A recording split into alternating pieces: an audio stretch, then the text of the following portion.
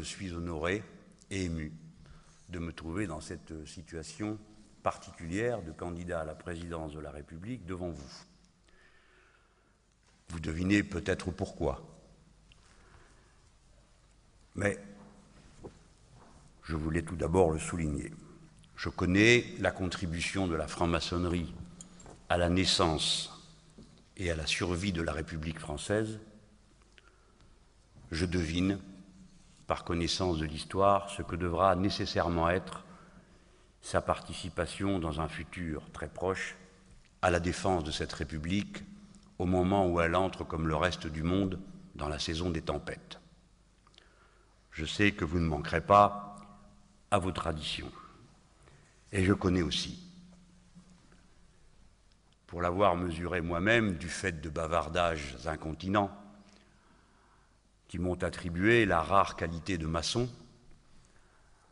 de quelle haine la franc-maçonnerie est entourée lorsque les relations sociales et les relations entre les puissances se tendent.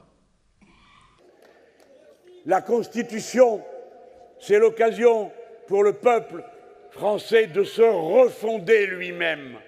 Comme il a changé depuis la Constitution de 1958, un pays rural est devenu urbain. Un pays où 10% des gens avaient le bac en est maintenant à 80% d'une classe d'âge. Un pays où à peine 10% des femmes étaient autonomes et travaillaient, et maintenant elles sont 80%, avec les libertés qui vont avec, dont celle d'avoir un carnet de chèques sans l'autorisation de leur mari. Un pays qui comptait alors, pour chaque Français, un de ses ancêtres sur 10 qui était étranger, et qui aujourd'hui en compte 1 pour 4. Nous sommes ce peuple fier et heureux d'être déjà créolisé.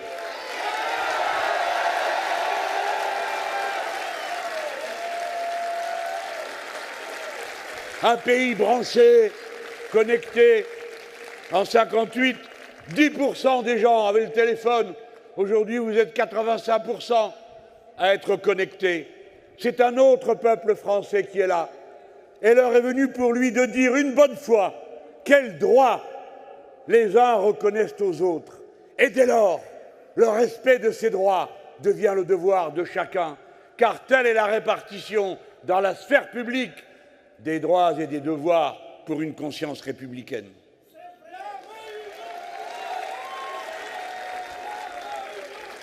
Voici, au bout du compte, la leçon de tout ceci. L'ordre du monde va changer.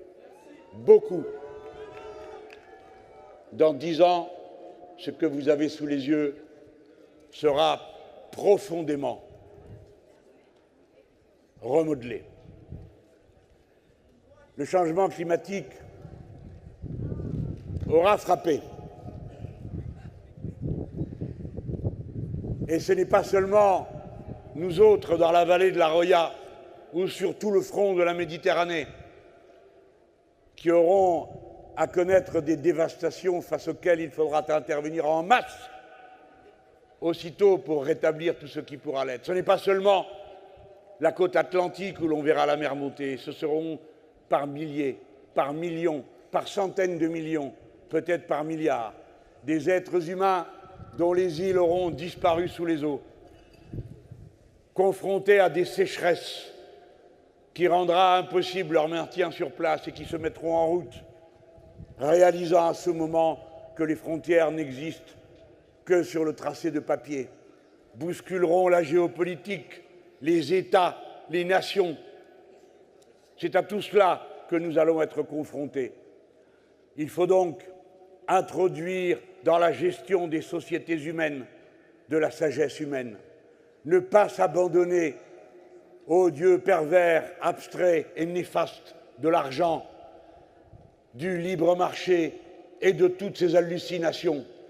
Il faut accepter de se dire que nous sommes seulement des êtres humains qui cherchent dans leur cœur, dans leur cerveau, dans leur morale, cherchant le réconfort, celui-ci de sa foi religieuse, celui-là de son raisonnement, pour trouver la solution la plus adaptée, la plus humaine à des situations qui vont devenir de bien des façons inhumaines, mais qui sont en même temps toutes et chacune un défi lancé à l'invention, à la créativité. J'ai confiance dans l'inventivité de la jeune génération, pour peu qu'on lui dise que ce pays ne sera jamais rabougri dans le racisme et la haine des uns ou des autres.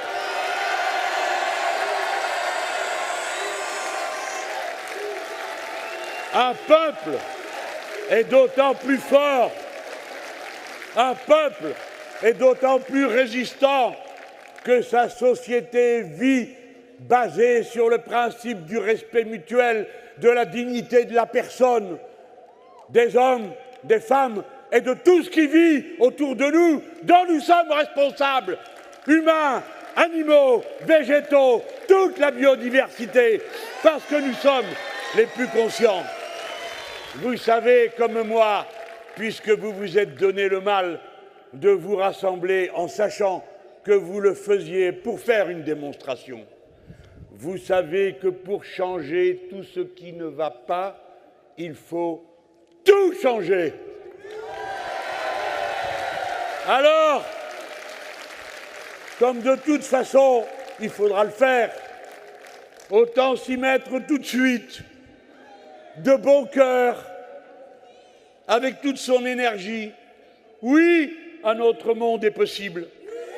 Oui, un monde bâti de nos mains, un monde ayant pour but l'harmonie des êtres humains entre eux et avec la nature.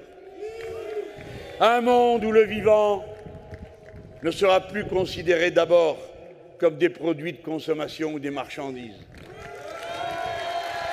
Écoutez, vous tous, depuis que j'ai commencé à parler, il s'est produit un événement planétaire. Look up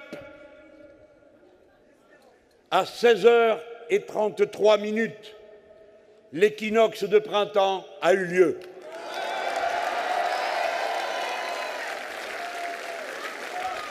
La durée du jour a fini par rattraper celle de la nuit. Le soleil invaincu surpassera demain l'obscurité. Le 10 avril, à vous de faire avec votre bulletin de vote le printemps du peuple. Prenez le pouvoir, votez. Le 10 avril, rendez ce pays confisqué par les riches, rendez-le à tout son peuple et à commencer par son peuple le plus démuni, le plus pauvre et le plus humilié, qui par vous retrouve son droit à la dignité de la vie. Faites l'Union populaire. Le 10 avril,